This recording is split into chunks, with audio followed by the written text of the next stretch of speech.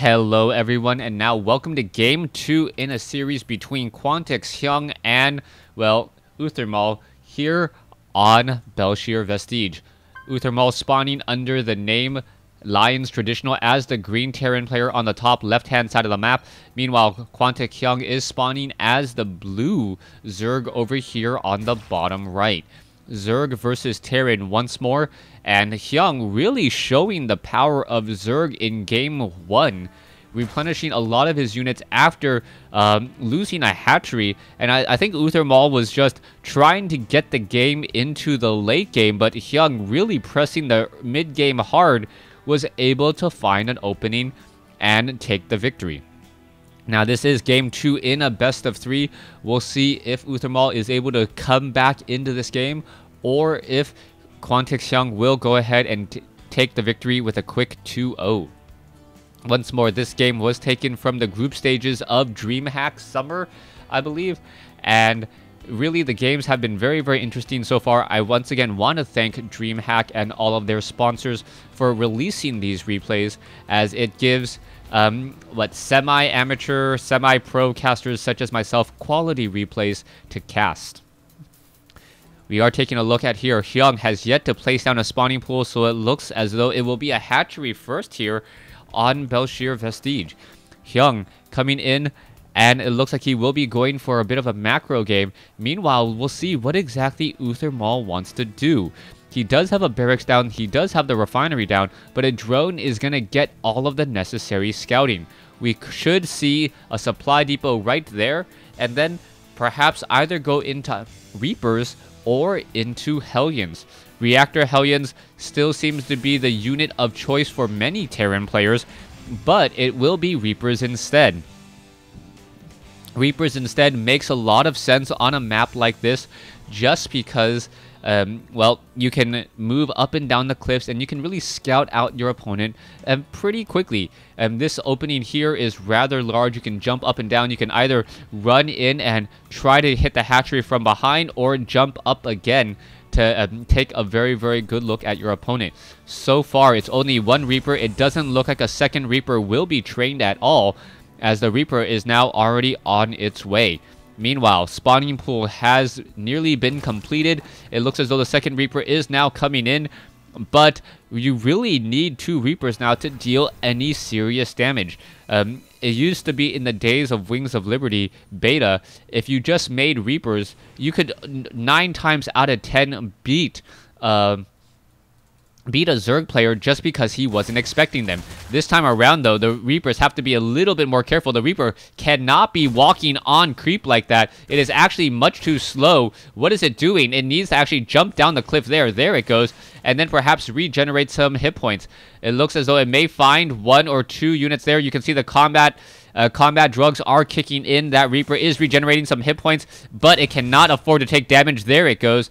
Health now falling as opposed to increasing, as it is waiting for its brother in arms. 2 Reapers comes out at pretty much the same time as 2 Queens, and with Queen range at 5 now, farther or equal to a Reaper range, that is just nearly not going to be that effective. 2 Zerglings, however, have made their way over to this SCV, and now will go ahead and try and tear it apart. I don't know if you guys knew this, but Reapers did get a bit of a range upgrade from Wings of Liberty, as they now have a range of 5 instead of a range of 4.5. Down goes that Zergling there. SCV is going to be finishing off this command center, but there was already enough of a delay that Quantix Hyun feels pretty comfortable. 32 drones compared to 23, a massive difference, as we are already going into a very fast armory. Fast armory in this current day and age does mean Hellbats, but without a starport or a late starport, it's going to be rather difficult to get quad Hellbats into 2 medevacs and then try and do a lot of torching. If Hyun is able to hold off this attack, he should be fine. moving in. But then again, in the previous games, even though he didn't hold off the attack, he was still in a pretty good position. Hellions and Reapers now making a move out across the field. There are Zerglings and Reapers working together, and this is actually a very good army composition if the Hellions can actually get in a lot of damage there. You can see that Uthermal was positioning his units extremely well, and on top of that, the only unit to take damage was the Reaper, who will regenerate all of those hit points. Some beautiful play there, but he needs to follow this up. Meanwhile, Zergling's going to go ahead and surround and take down a couple of Hellions. No, the Hellions gonna be able to escape though, but two of them very low on hit points, as we are finally now going into Hellbats. Alright, 2 Hellbats are ready to go. Another 2 Hellbats gonna be trained up here in just a moment. Perhaps SCVs coming off the mineral line to do a bit of repair work.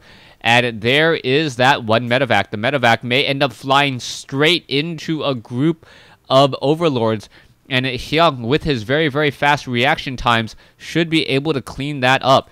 So far, though, you can see Zerglings are being trained. The Hellbat still has yet to be spotted. This is a very, very good flight path by this one medevac, but now finally turning in to reveal himself. There's the afterburners. It is going to try and make a bit of a beeline move straight in, as we now see a very large attack force coming in. Roaches and Zerglings coming in. Down goes one unit there, as now we do have Hellbats running and torching in. The workers are under attack. You can see the amount of damage already dealt, as the Hellbats here dealing a lot of damage. But meanwhile, at the front door, Roaches and Banelings now behind this. This could be a huge attack now coming in, and this is just absolutely devastating. No wall whatsoever, and now the Banelings are simply just going to try to walk their way in here. The Banelings, will they get there? That front door is just absolutely a nightmare. A whole bunch of SCVs will get taken down. Supply depots are down as well. And will those Banelings find another target? Oh my goodness, all those SCVs need to run away. There is another. Oh, why didn't it detonate against the rest of those units there? Oh, another hit there, taking down more units. And Hyun just walking into his opponent's base, saying, you know what? You can harass me all I want. I'll just flat out kill you.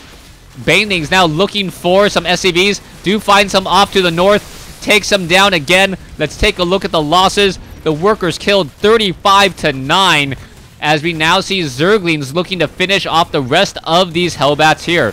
Alright, the Hellbat in a good position, but will it be able to fend off the last group of Zerglings? No, it will not. The harassment has pretty much been cleaned up. Banelings looking for some easy targets. Can't find any more. Detonating on Marauders instead, as you now see the Roaches are just going after some more units here. Income 40 versus 1100, and Hyun takes the game in an impressive fashion, pretty much going, I know that you're going to harass me with Hellbats, but you don't have anything on your front door. Let me just walk in and kill you. Thanks for watching. Thanks for listening. Hope you guys enjoyed the game and the series. Please stay tuned for a bonus game. Yes, I do still do anti-spoiler games. Not quite sure who it will be between yet, but thanks for watching. Hope you guys enjoyed it. Hope to see you guys on Battle.net.